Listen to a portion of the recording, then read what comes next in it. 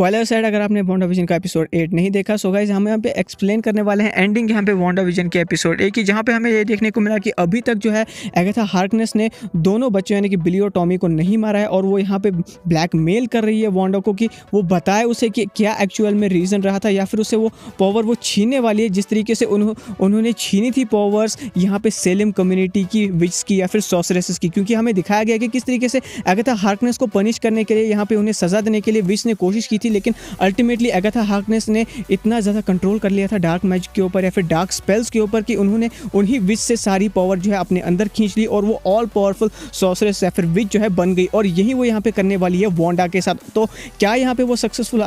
हो पाती है, ये तो हमें आने वाले एपिसोड 9 में देखने को मिलेगा। लेकिन यहाँ पे सबसे बड़ी और इंटरेस्टिंग बात यहाँ पे जो हमें देखने को मिली वो ये कि वांडा के पास है क्योस मैजिक, और क्योस मैजिक का मतलब कि वांडा अपनी चुटकी बजाते ही बहुत सारी चीज़ें जो है रियलिटी से बदल सकती है, रियल में बदल सकती है। और यही नहीं बल्कि वो रियलिटी के फैब्रिक्स को या फिर रियलिटी के डायमेंशंस को इस क्योस मैजिक की मदद से बदल सकती है। बिल्कुल इन्फिनिटी स्टोन्स जिस तरीके से टाइम के साथ ऑल्टर करते हैं या फिर रियलिटी को मैनिपुलेट करते हैं, बिल्कुल सेम यहाँ पे पावर स्कारलेट विच के पास है। लेकिन सबसे बड़ी बात हमें यहाँ पे जो देखने को मिली कि किस तरीके से वांडा ने इस रियलिटी को इस क्योस मैजिक के थ्रू क्रिएट किया, यानी कि हेक्स को क्रिएट किया। तो यहाँ पे एक चीज़ हमें देखने को मिली कि वांडा ने जो विजन की बॉडी है ना, वो बिल्कुल भी नहीं जो है वो स्वॉर्ड की फैसिलिटी से चुराई थी, बल्कि यहाँ पे टेलर हेवर्ड ने पूरी की पूरी मैनेजमेंट से, मोनिका रैम्बो से, जिमी वू से और डार्सी लिविस से जो है वो झूठ बोला था कि यहाँ पे वांडा ने अटैक किया था स्वॉर्ड मेंबर्स के ऊपर और इनकी बॉडी को लेके वो चली गई थी। लेकिन ऐसा नहीं था, क्योंकि हेवर्ड यहाँ पे झूठ बोल रहे होते हैं। क्योंकि असल में यहाँ पे हमें फ्लैशबैक सीन में ये दिखाया जाता है कि वांडा जब फैसिलिटी में गई थी तब हेवर्ड ने उन्हें बॉडी देने से साफ साफ मना इसलिए कर दिया था क्योंकि वो नहीं चाहते थे कि जो ये वेपन है, अगर विजन डेड भी है लेकिन वो फिर भी एक चलते फिरते वाइब्रेनियम वाले वेपन या फिर एक सेंटिएंट वेपन है जिसको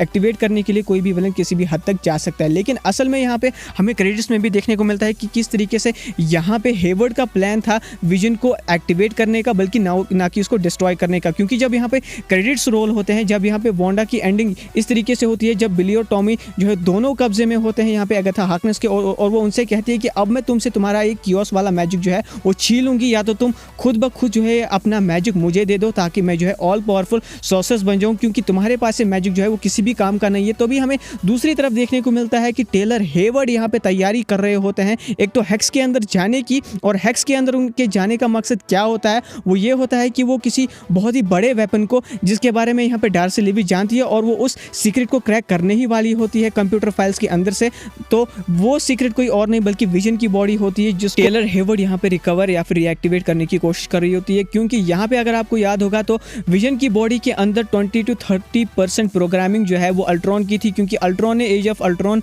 मूवी में यानी कि एवेंजर्स की दूसरी वाली मूवी में अपनी जो मेमोरी है वो आधी लगभग जो है वो अल्ट्रॉन की बॉडी के अंदर डाल दी थी। लेकिन बाद में यहाँ पे उसी प्रोग्रामिंग को ट्वीक करके उसको रिप्रोग्राम करके यहाँ पे कहीं ना कहीं जार्विस के भी प्रोग्राम को रिप्रोग्राम करके उसे विजन की बॉडी के अंदर डाल दिया था ब्रूस बैनर और टोनी स्टार्क ने। लेकिन अब जब यहाँ पे जो है विजन डेड है, उसकी मेमोरीज भी उसके दिमाग से वाइप आउट हो गई होगी इन्फिनिटी स्टोन निकालने के बाद, तो हो सकता है कि अल्ट्रॉन की प्रोग्रामिंग कहीं ना कहीं यहाँ पे विजन की बॉडी के अंदर मौजूद हो। और यहाँ पे टेलर हेवर्ड कहते हैं कि हमें हेक्स के अंदर जाने की जरूरत क्यों है या फिर स्कारलेट विच के पास जाने की क्यों जरूरत है, क्योंकि हमारे पास ऑलरेडी उसकी एनर्जी का सोर्स जो है या फिर उसके एनर्जी सिग्नेचर्स का एक रिजर्व ऑलरेडी है, और वो कोई और नहीं बल्कि स्टार्क ड्रोन होता है। मैंने कहा था ना आपसे कि स्टार्क टेक्नोलॉजी का एक बहुत ही बड़ा रोल होने वाला है। तो वो उस एपिसोड में हमें 2 बार देखने को मिला। एक तो जब यहाँ पे स्कारलेट विच और उनके भाई पिएट्रो जो है वो टेबल के नीचे वेट कर रहे होते हैं कि कब ये जो है मोटर या फिर जो है ये बॉम्ब जो है वो एक्टिवेट होगा और हम मर जाएंगे। और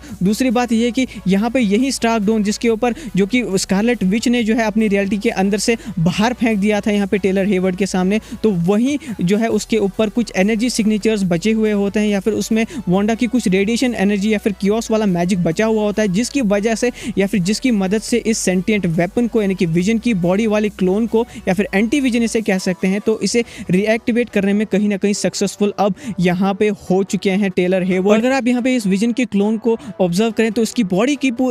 पूरी वाइट है, और यहाँ पे इसके आंखों का कलर या फिर इसकी जो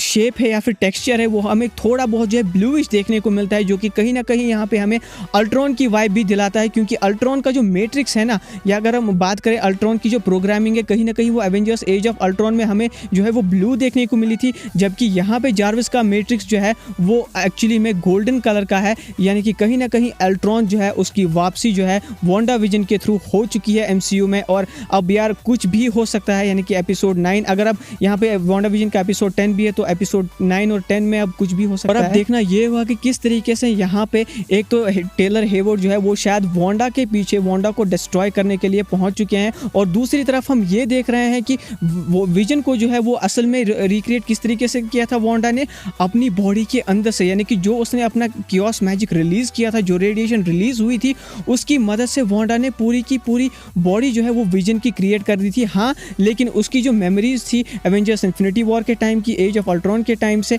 या फिर सिविल वॉर के टाइम से, वो उसको बिल्कुल भी याद नहीं है आउटसाइड वर्ल्ड की मेमोरीज, बल्कि हेक्स के अंदर जो मेमोरीज उसे यहाँ पे वांडा ने दी है, अच्छी अच्छी मेमोरीज, वही सिर्फ उसे याद है, बाकी उसे कुछ भी याद नहीं है। और यहाँ पे इन्फिनिटी स्टोन का रिटर्न हमें देखने को मिलेगा, और उसी इन्फिनिटी स्टोन को हासिल करने के लिए शायद यहाँ पे टेलर हेवर्ड जो है वो यहाँ पे विजन के पीछे या फिर स्कारलेट विच के पीछे पड़े हुए हो, क्योंकि अगर यहाँ पे अगर हम बात करें ना तो ये इन्फिनिटी स्टोन अगर हेक्स की रियलिटी के बाहर भी काम करता है तो यार फिर किसी भी तरीके से इस विजन वाले क्लोन में वो फिट करने के लिए टेलर हेवर्ड किसी भी हद तक जा सकते हैं। दूसरी तरफ बात करें यहाँ पे अगेथा हार्कनेस की, तो अगेथा हार्कनेस के साथ अब सीन ये हो सकता है कि कहीं ना कहीं उसे यहाँ पे स्कारलेट विच अपने कियोस वाले मैजिक से डिस्ट्रॉय कर दे, क्योंकि उनकी लड़ाई शायद अल्टीमेटली अगेथा हार्कनेस के साथ नहीं बल्कि या तो शायद मेफिस्टो के साथ हो सकती है या फिर टेलर हेवर्ड के क्लोन वाले वर्जन वाले विलन के साथ हो सकती है। और इसीलिए शायद हमें ट्रेलर्स में भी ये कहते हुए स्कारलेट विच विजन से कहते हुए नजर आती है कि अब हमें हमारे होम को किसी भी तरीके से सेव करना होगा, क्योंकि यहाँ पे इस क्लोन को एक्टिवेट करने के बाद हेवर्ड किसी भी टाइम जो है हेक्स के अंदर जा सकते हैं, और कहीं ना कहीं यहाँ पे स्कारलेट विच के चिल्ड्रन का रोल हमें यहाँ पे खत्म होता हुआ ना दिखाई दे। सो गाइस, आपको क्या लगता है, क्या सोचना है आपका इस एंडिंग के बारे में, किस तरीके से वांडा विजन का एपिसोड आपको कितना पसंद आया, कितना आप इसको रेट करोगे, मुझे कमेंट सेक्शन में बताओ। अगर आपको ये वीडियो पसंद आया तो इस वीडियो को लाइक करें, शेयर करें, चैनल को सब्सक्राइब करें। मिलते हैं आपसे अगली वीडियो में। Till then take care and be marvellous.